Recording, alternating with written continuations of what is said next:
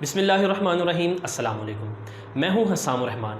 वैसे तो इस कायनात की हर चीज़ खुदा के वजूद की गवाही देती है, मगर आज के हमारे इस टॉपिक के कुछ हैरतअंगेज़ पहलू ऐसे हैं जिनमें से कुछ का मुशाहिदा आपने आम ज़िंदगी में भी किया होगा।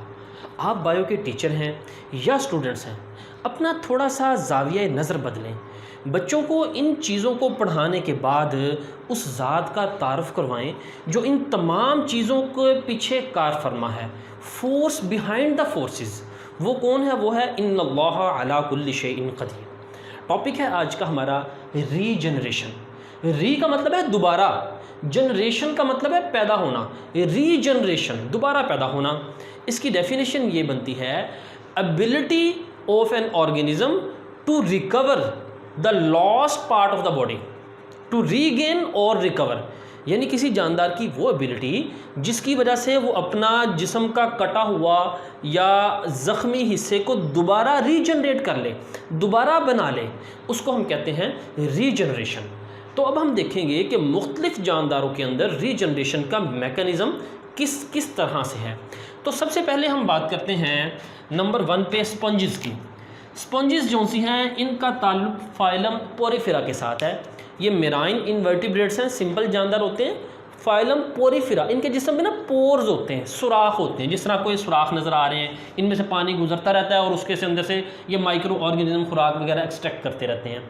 तो इनके अंदर रीजनरेशन किस तरह से होती है कि इनकी दरअसल जो ऑर्गेनाइजेशन है ना वो बड़ी सिंपल है, सादा जानदार है। इनके जिस्म का कोई हिस्सा कट जाए, मसलन यहाँ से ये 1, ये 2 और यहाँ से ये तीसरा हिस्सा, ये 3 हिस्से कट गए हैं। आप देखें ये मुख्तलिफ हिस्से अलग-अलग हो गए हैं। तो जहाँ से इसके हिस्से उतरते हैं ना, वहाँ पे ये अपने जिस्म को रीगेन यानी वहाँ पे रीजनरेशन करके नया हिस्सा बना लेती है। इवन के जो हिस्सा अलहदा हुआ है ना, ये हिस्सा भी अलहदा से नया स्पॉन्जेस बनाने की सलाहियत रखता है। लेकिन इनमें जो रीजनरेशन का प्रोसेस है बड़ा स्लो होता है, टाइम कंज्यूमिंग होता है, क्योंकि इनकी ऑर्गेनाइजेशन बड़ी ही सिंपल है। फिर दूसरे नंबर पे हम बात करते हैं लॉबस्टर। लॉबस्टर ये मेराइन इनवर्टिब्रेट है, ये क्रस्टेशियन के अंदर आता है और इसके अंदर ये कह रहा है पिंसर क्ला। ये पिंसर क्ला है जो किसी चीज़ को चबाने के लिए इस्तेमाल होता है। अगर ये कट जाए, उतर जाए, तो ये अपना नया पिंसर क्ला जो है वो रीजनरेट कर लेता है, नया बना लेता है। लेकिन इसमें भी काफ़ी ज़्यादा टाइम लगता है। उसके बाद हम बात करते हैं स्टारफिश की। अब स्टारफिश के अंदर वो बताता है कि इसका अगर कोई बाजू टूट जाए तो ये अपना बाजू नया बना लेता है। मिसाल के तौर पर देखें, हमने देखा ये स्टारफिश है, ये यहाँ से ब्रेक हो गई 2 हिस्सों में, ठीक है। ये ऊपर वाला हिस्सा इधर चला गया, ये नीचे वाला हिस्सा इधर। ये जो ऊपर वाले 2 बाजू थे इन्होंने अपने 3 बाजू बना लिए और इधर वाले जो 3 बाजू थे उन्होंने भी अपने 2 बाजू बना लिए। वो कहता है कि इवन के यहाँ तक कि अगर स्टारफिश का पूरे का पूरा 5 बाजू, 1 2 3 4 5 पाँचों बाजू कट जाए, सेंट्रल डिस्क रह जाए, तो क्या होता है कि डिस्क जो सी है वो अपने 5 के 5 बाजू नए बना लेती है हर केस में। और बाज़ दफ़ा ऐसा भी होता है कि जो एक बाजू रहता हुआ है वो भी पूरी स्टारफिश कुछ केसेस में बना लेता है। तो ये थी रीजनरेशन स्टारफिश के अंदर। फिर हम बात करते हैं जी चौथे नंबर पे, हम बात कर ये 3 पॉइंट्स हो गए स्टारफिश। चौथे नंबर पे बात है जी अर्थवर्म। यहाँ पे बता रहा है कि अगर अर्थवर्म का हेड जो सा है उसको उतार दिया जाए तो ये नया हेड रीजनरेट कर लेता है। यानी इसके अंदर हेड भी उतार दिया जाए तो हेड भी रीजनरेट हो जाता है। फिर हम बात करते हैं जी एम्फीबियंस की।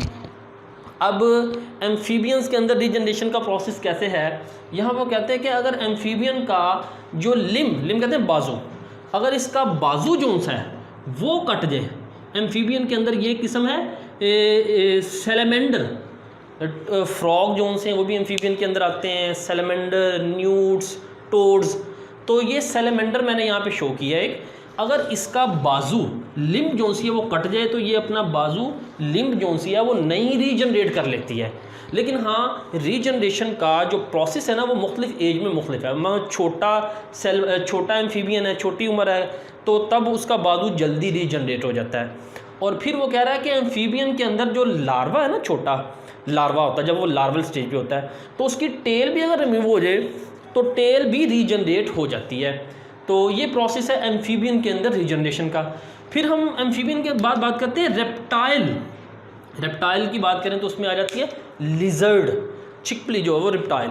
रेप्टाइल के अंदर वो बड़ा ही कह रहा है कि एक ख़ास बात है कि उसकी भी टेल जो सी है ना, वो टेल रीजनरेट करने की उसमें सलाहियत होती है।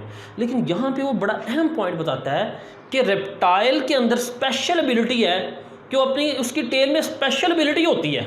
अब वो स्पेशल एबिलिटी क्या है? अब आप देखें, आमतौर पर आपका मुशाहिदा है कि आप छिपली को जूता मारें तो बाज़ दफ़ा ऐसे होता है जूता नहीं भी लगता तो उसकी दुम जोन सी है, उसकी टेल उतर जाती है।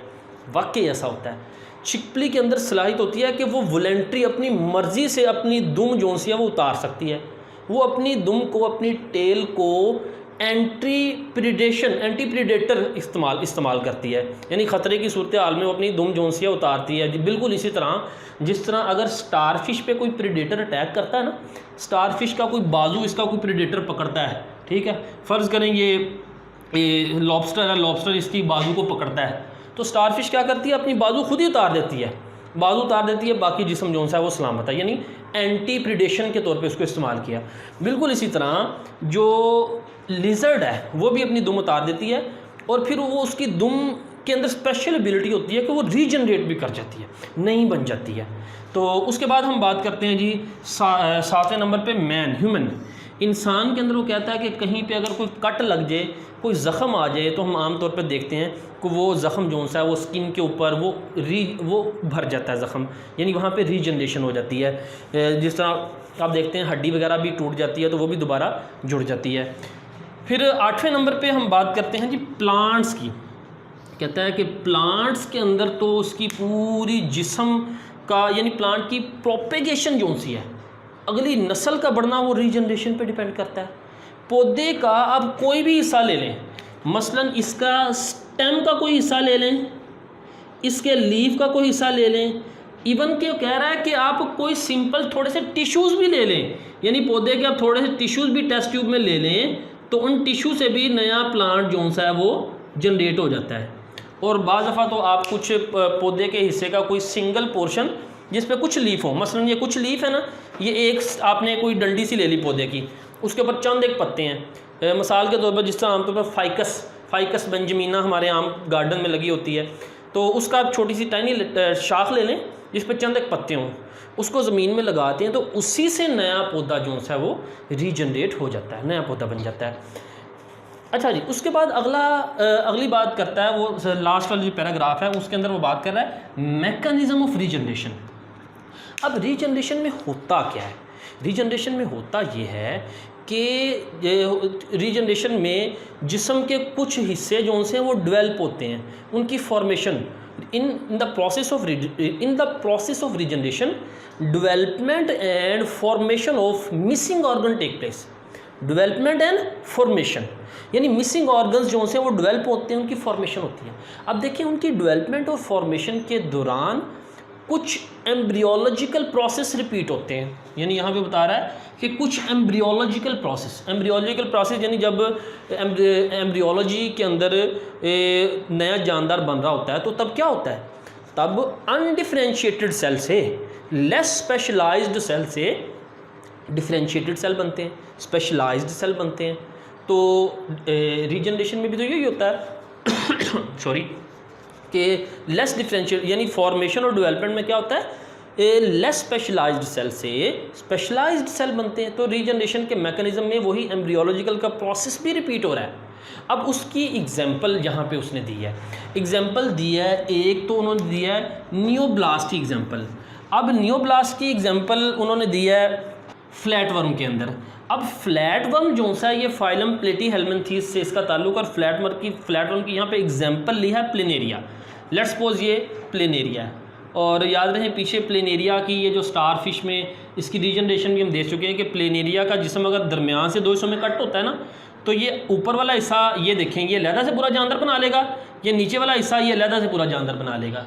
अब हम बात करते हैं नियोब्लास्ट की। तो जो फ्लैट वर्म है उनकी मिसाल हम ले रहे हैं ये प्लेनेरिया। अब प्लेनेरिया जो सा है इसके जिस्म के अंदर कुछ अनस्पेशलाइज्ड सेल पूरी बॉडी में मौजूद होते हैं। मिसाल के तौर पर ये अनस्पेशलाइज्ड सेल हैं जो इसकी पूरी बॉडी में मौजूद हैं। ये मैंने बना दिए। ये जो अनस्पेशलाइज्ड सेल हैं इनका नाम है नियोब्लास्ट।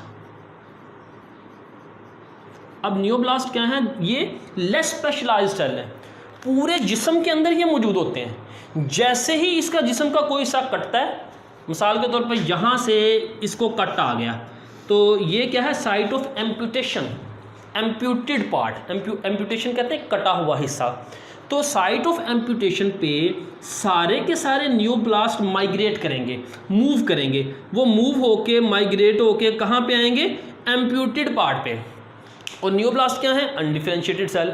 अब वो एम्प्यूटेड पार्ट पे आके उस हिस्से में डिफरेंशिएट होंगे जो हिस्सा लॉस्ट हुआ है, जोन से सेल जोन से वो ख़त्म हुए हैं, या आप कह लें टूटे हैं, डेड हुए हैं। तो वो नियोब्लास्ट जो कि अनडिफरेंशिएटेड सेल हैं, लेस स्पेशलाइज्ड सेल हैं, वो उन सेल में स्पेशलाइज्ड हो जाएंगे जो सेल लॉस्ट हुए हैं। ठीक है, तो इस तरह से क्या होगा? नियोब्लास्ट जो कि अनडिफरेंशिएटेड सेल हैं पूरे जिस्म में मौजूद होते हैं, और जैसे ही जिस्म का हिस्सा कटता है तो वो माइग्रेट करते हैं एम्प्यूटेड पार्ट की तरफ, कटे हुए हिस्से की तरफ। तो ये कंसेप्ट है नियोब्लास्ट का। उसके बाद हम बात करते हैं जी, ये नियोब्लास्ट का प्रोसेस तो हमने देख लिया कि ये प्लेन एरिया के अंदर, लेकिन कुछ जानदार मसलन सैलमेंडर या न्यूड्स, ये सैलमेंडर है। ठीक है, अब सैलमेंडर के अंदर क्या प्रोसेस होता है? या न्यूड्स भी ये एक सैलमेंडर की तरह ये फाइलम इसी क्या कहते हैं, एम्फीबियन के साथ ही उनका ताल्लुक है, न्यूड्स का भी। तो इनके अंदर क्या प्रोसेस है, गौर से समझिएगा इस प्रोसेस को। वो यहाँ पे बताता है कि जब इनका जिस्म का कोई हिस्सा कट होता है ना, मिसाल के तौर पर फ़र्ज़ करें इनका जो बाजू है, यहाँ से इसका बाजू कट हो गया, लेट्स सपोज ये बाजू इसका कट हो गया, तो ये जो बाजू कट हो गया इसे हम कहेंगे एम्प्यूटेड लिम, एम्प्यूटेड लिम। और जो बाकी हिस्सा बच जाता है ना, उसे हम कहते हैं स्टम्प। मसलन आप दरख्त को काटें तो दरख्त को काट के जो ये पूरा दरख्त आपने काट दिया, तो बाकी ये जो हिस्सा बच गया ना ये नीचे, इसे हम कहते हैं स्टम्प।